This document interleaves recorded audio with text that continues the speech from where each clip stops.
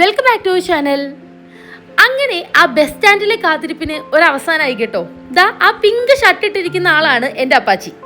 ഞാനും അപ്പാച്ചിയും കൂടെ നേരെ ഷോപ്പിലോട്ട് നടക്കുവാണ്. അവിടെ ചെന്ന് കഴിഞ്ഞിട്ട് ഞങ്ങൾ കുറേ നേരം കൊച്ചു വർത്താനങ്ങളും കാര്യങ്ങളൊക്കെ പറഞ്ഞ് ഇങ്ങനെ ഇരുന്നു.